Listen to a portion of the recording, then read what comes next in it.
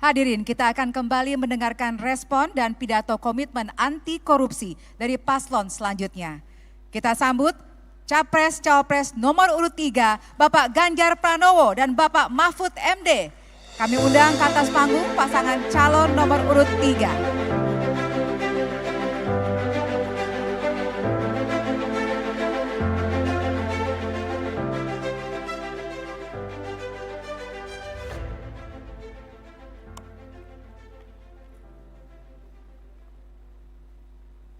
Assalamualaikum warahmatullahi wabarakatuh. Selamat malam, salam sejahtera untuk kita semuanya. Om Swastiastu, Namo Buddhaya, Rahayu. Yang sangat saya hormati Ketua KPK, Pak Nawawi beserta seluruh jajaran, Dewan Pengawas, para Capres, Cawapres, Pak Anies, Pak Muhaimin, Pak Prabowo, Pak Gibran. Tentu hadir di sini yang mewakili Pak Kapolri, Pak Jaksa Agung dari Bawaslu. Seluruh hadirin yang sangat saya hormati, sangat saya muliakan, partai-partai pengusung yang hari ini juga ikut hadir. Suatu ketika saya bertemu dengan anak buah, pangkatnya rendah. Saya bertanya sangat simpel sekali. Kenapa Anda korupsi? Disuruh, Pak. Kalau kamu disuruh, pimpinanmu minta, katakan 100. Berapa yang kamu cari? 200, Pak. Yang 100 buat siapa? Buat saya. Saya bagi kepada teman-teman. Lalu apa yang terjadi? Yang terjadi nanti akan ditiru oleh semuanya. Bapak Ibu, cerita pendek ini kemudian saya balik, saya dalami lagi bagaimana menurut Anda kita harus mencegah korupsi. Gampang, Pak. Ada teladan atau contoh dari pimpinan tidak?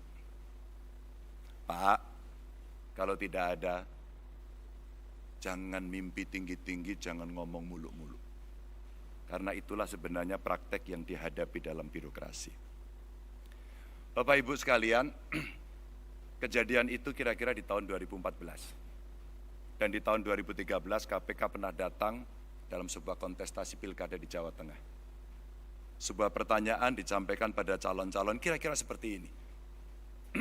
Suasana lebih pada dialogis. Dan pada saat itulah semua punya komitmen tinggi.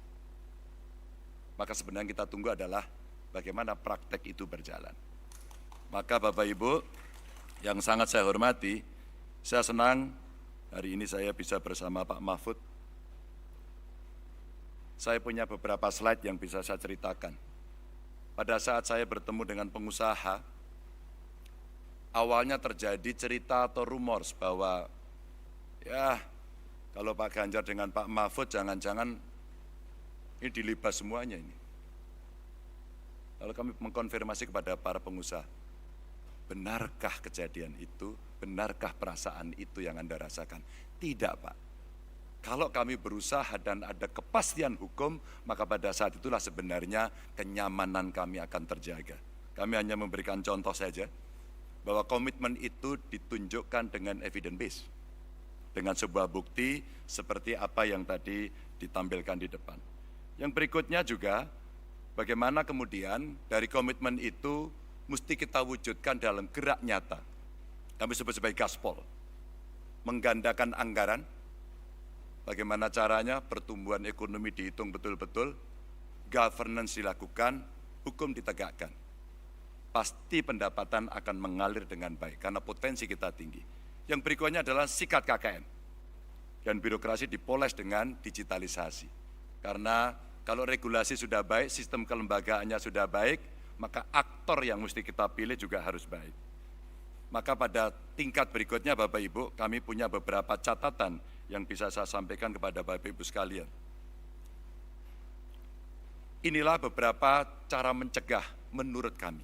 Yang pertama, digitalisasi sistem keuangan, dan dengan cara digitalisasi sebenarnya penghematan bisa dilakukan.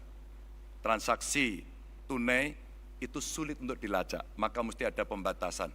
Kalau tidak salah yang 100 juta itu mesti jadi komitmen. E-budgeting, e-planning untuk transparansi dalam birokrasi menjadi sebuah kewajiban. Dan tentu saja transparansi anggaran, transaksi yang jelas asal-usulnya, serta anggaran yang benar-benar harus sampai pelaksana mesti dikontrol dari pemimpin tertinggi. Dan itulah dashboard yang dibutuhkan setiap hari untuk pemimpin melihat, memimpin pemberantasan korupsi secara langsung. Maka penguatan kelembagaan bisa dilakukan dengan, kalau tadi disampaikan Pak Gufron, koordinasi di antara kelembagaan yang ada. Dari APH, kewenangan penuh untuk investigasi yang mengembalikan independensi KPK. Dan ketika KPK independen, maka menjaga independensi dan integritas oleh aparatur di KPK itu penting. Tidak untuk bisa diintervensi oleh siapapun. Kejaksaan, kepolisian juga bisa mendorong transparansi proses untuk masyarakat dan penegakan hukum yang bebas dari intimidasi. Dan tentu saja instrumen LHKPN. Bapak Ibu, LHKPN bukan cerita yang sulit. Kami di ruangan ini pernah bersama-sama dengan DPRD pada saat itu mendapatkan penghargaan.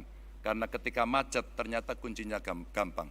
Undang KPN, suruh ngisi saat itu, selesai semuanya. Dan inilah pola-pola yang kita lakukan ketika koordinasi, supervisi dan pencegahan kita lakukan. Melibatkan pemerintah dan KPK dan dunia usaha termasuk dunia pendidikan adalah cara pencegahan yang bagus. Dan penguatan LHKPN itu didorong dengan memperkuat sistem whistleblowing dari masyarakat yang dijamin kerahasiaannya dan tentu dengan anonim dan evidence based yang memang betul-betul terjadi.